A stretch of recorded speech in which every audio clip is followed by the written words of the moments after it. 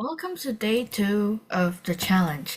Today is about sleep, stress management, and recovery. Why? Because to lose weight and to have a healthier lifestyle, it is more than just eating healthy and working out, and many people need more than that. There's much more involved, and one of the ways your hormones can be balanced better is with a solid foundation of sleep, stress management, and recovery. To support fitness and nutrition habits, especially during major life disruptions like a pandemic or divorce or moving to a new place, whatever it is, these skills are important or else your health habits will crumble. When health habits crumble, it's not because you're lazy or broken, but rather our foundation of sleep, stress management, and recovery skills may not have been strong enough to support your nutrition and fitness. And did you know that when health habits crumble, it impacts other areas of their life too, such as wellness, their relationships, mindset, emotions, your workplace, and more? Sleep are things that people need more of, right? And stress are things that people need less of, yet many of us could use more support in these areas first. If people lived in a stress-free world, they'll have no problem getting results. But that's not real life, right? So firstly, sleep. Sleep plays a huge role in our mood, energy, metabolism, hormones, hunger, and our cravings. Sleep and how you feel are directly related. You've noticed that if you had a bad night's sleep, you're most likely going to wake up not feeling your best, right? We have low energy, we tend to eat more, especially foods that we should eat less of, and we have more cravings. So here are the action steps to be able to get you more consistent with your sleep routine. Number one is to plan a bedtime and set a wind down routine. To get your body and mind ready for bed, you need to spend time shutting both of them down. That means you're going to choose when you're going to be in bed by. After you do that, start your wind down routine an hour before it's time to go to bed.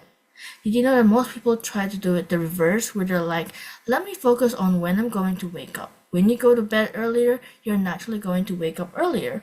So we're only going to focus on is when you're going to bed. Of course, this might be different from day to day, depending on your work schedule, family life, and also when you will wake up. But do your best and try to schedule in the time when you'll be in bed by, so you can ensure the 7 to 8 hours of sleep each night.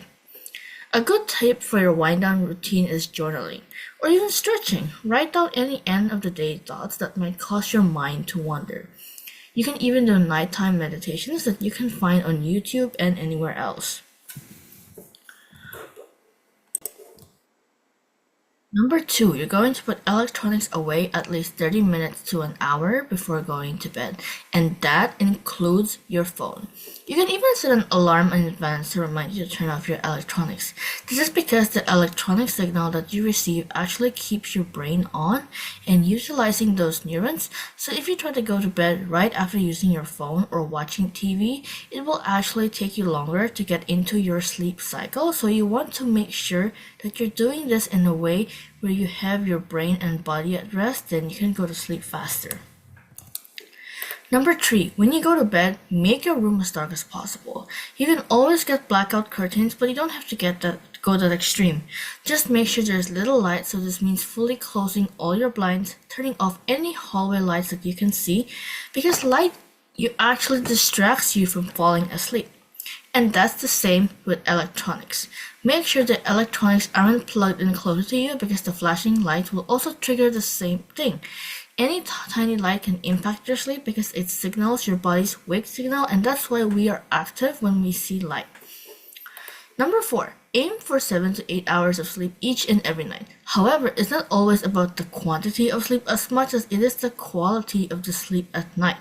So if you're someone who tosses and turns or you're restless, you need to be looking at how much light is in your room, whether or not there's any electronics around, and also the state of your daily stretch, which we'll be covering next.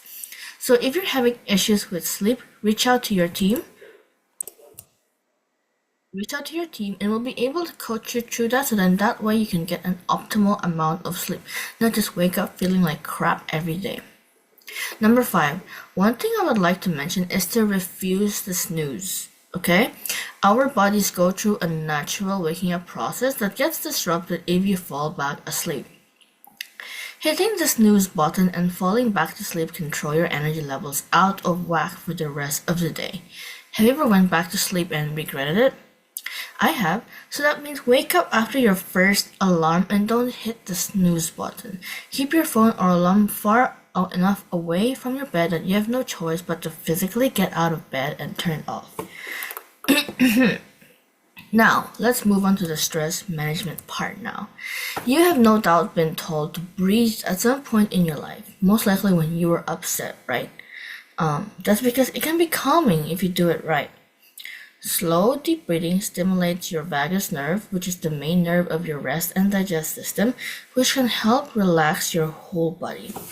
In turn, this reduces not only your physiological response to stress, but also your emotional response.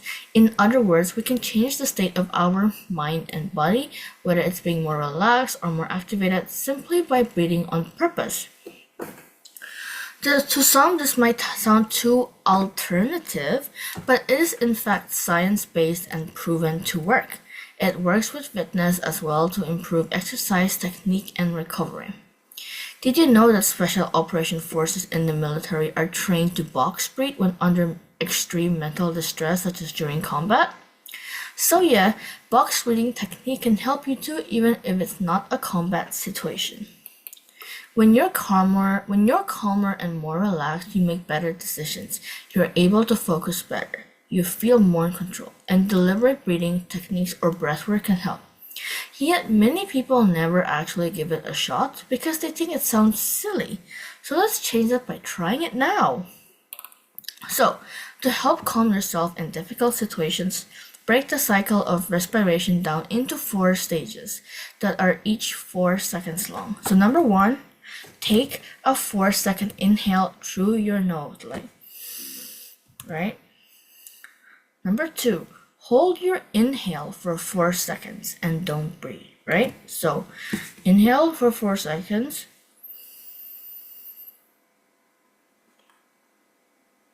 Hold it in, right, for 4 seconds.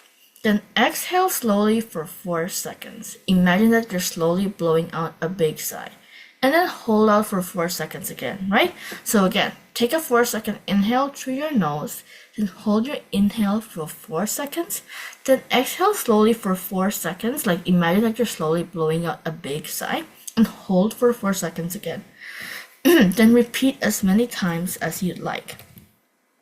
So I hope you felt relaxed after that short practice, and this is just one example of breathwork and how you might use and handle stress management techniques. Other techniques you can do are, journaling, focus on what you can control instead of what you cannot control.